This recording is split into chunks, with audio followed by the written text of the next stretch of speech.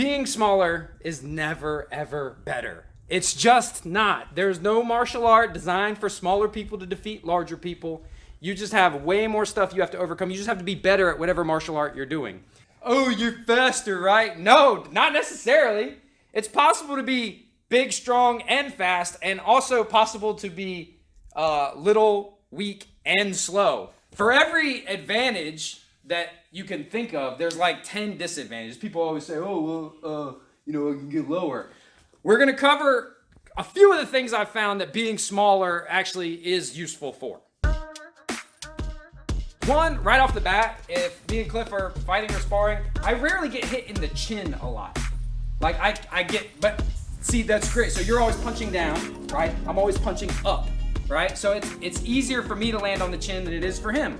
No doy, but I get hit in the forehead, nose, and ear, and temple way more times than he does. So punching up can, I guess, I don't know if you call it an advantage as much as a consolation. We're sparring and I'm lower and I'm jabbing up at his chin. He has to tuck it more. I very rarely get caught clean under the chin. That just doesn't happen to me, but I get caught 10 times everywhere else. The truth is, you need to be in and out and use this as a consolation, not an advantage. I can get lower and I can come up, but you're still going to get pushed around and probably outscored on the outside. If I do push my way inside, there is kind of one little advantage. Like say I'm pushing Cliff back with my cockroach boxing, right? And we enter a clinch. I sort of automatically default to head position. This is head position. My head a little lower than his, pushing my forehead up into his jaw, that sort of thing. I kind of have the advantage in this space. Now he's bigger and stronger than me and can muscle me and what would you, wizard, right? He would do all kinds of other stuff to me. But as far as the race, for him getting his head under my chin, right? Like if you were defending like a single, right? You wanted like head position. That would be a taller task, I guess. It would take more effort. Not a taller task, a shorter task. Yeah, it would take more effort for him to achieve head position than it would for me. So you get inside, when you come up, we give him that little, I'm not trying to headbutt him, but I'm not trying to not headbutt him either. So I will get head position. That's another little advantage. But that's not the funniest, bestest, most hard to hurtest advantage of being smaller.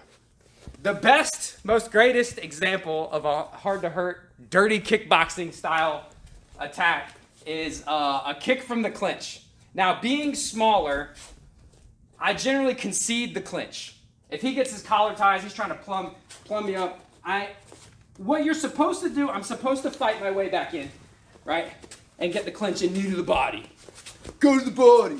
Or wait, no, excuse me, because if I knee, then I automatically get taken down. Because that's the way YouTube fighting works. But I concede that I'm not going to win the clinch. He gets the collar tie. I don't need it. We've covered this position before. Right? This is cool. This is dirty boxing 101, dirty kickboxing. But as he fights to either tie me up or, finish his clinch, this space right here,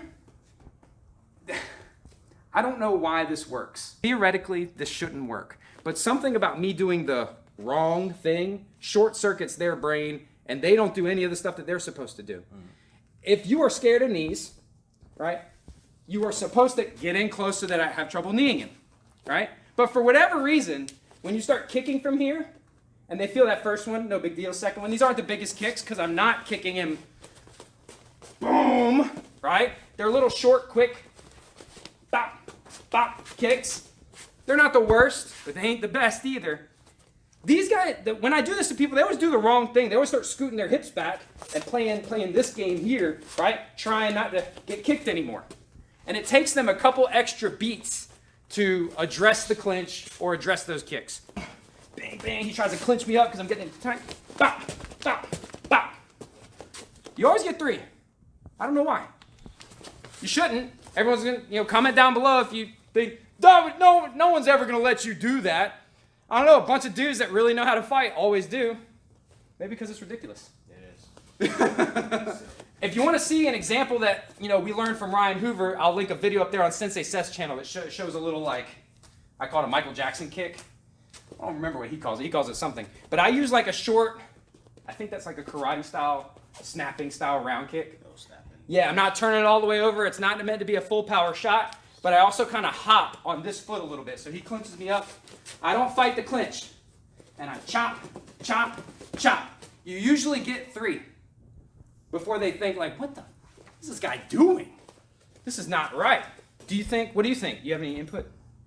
I really don't do that, man. I know you don't do that. What are you talking about? With Like, because it's, Cliff doesn't do it because it's ungentlemanly. Yeah. Well, I mean, it's kind of like here. So we're here. All right. Instead of like finishing the kick here. Yeah. You know. Boom. Yeah, we kick like that. But he don't, I guess probably because of your wrestling, you don't necessarily feel the need to abandon all hope in the clinch. Yeah. And also, you've never had this body.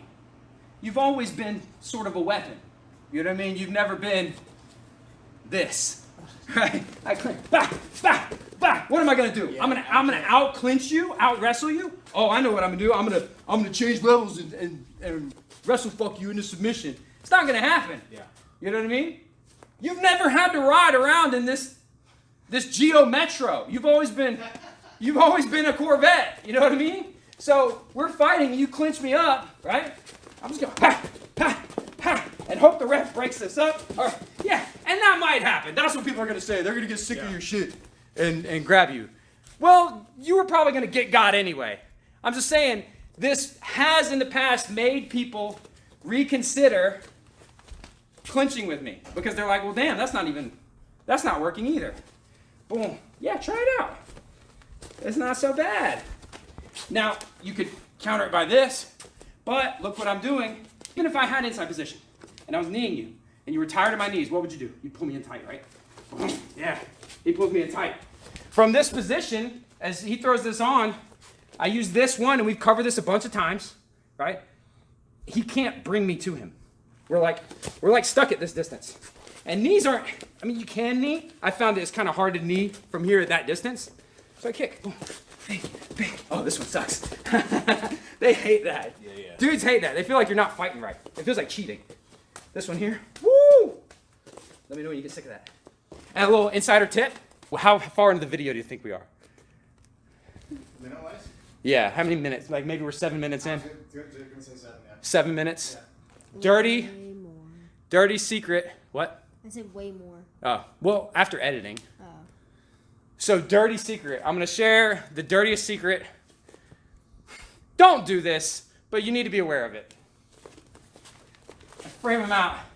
When you kick, right, I'm aiming at hamstring or whatever, but the hamstring is a big, powerful target.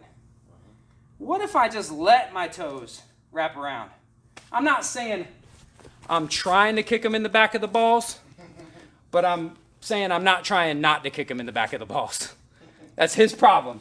Should have wore a better cup, homie. Boop, boop, boop. So that's dirty kickboxing. That's the dirtiest kickboxing stuff I think that exists. There's not much dirty until we get to stepping on feet and stuff like that. Cliff doesn't let me do that. Yeah, that's a no-no. I step on his foot, the next exchange ends in a head kick. And we're done for the day. Comment below. If you got any dirtier tricks? Is there anything dirtier than what I just described? I don't think there is. Yeah, normally when I'm in this position, man, it's all knees, man. That's what I'm thinking. Even if I'm far away, I mean, my natural instinct is to like try to reach you with the knee and stuff, but This, yeah. See? Look, see his wheels turning? See his wheels turning? He's like, yeah, it's just so crazy it might work. I don't know. This is a problem. Whenever I do this stuff with Cliff, like next practice, he starts doing it to me. Like he's like, that shit's stupid. Don't do that. That's not it. And then he's like, ugh. I'm like, ah! So he gets to do it to me while being bigger and stronger and faster, and now knows the thing that I was gonna do. It's bullshit. It's not ever better to be smaller. Did you?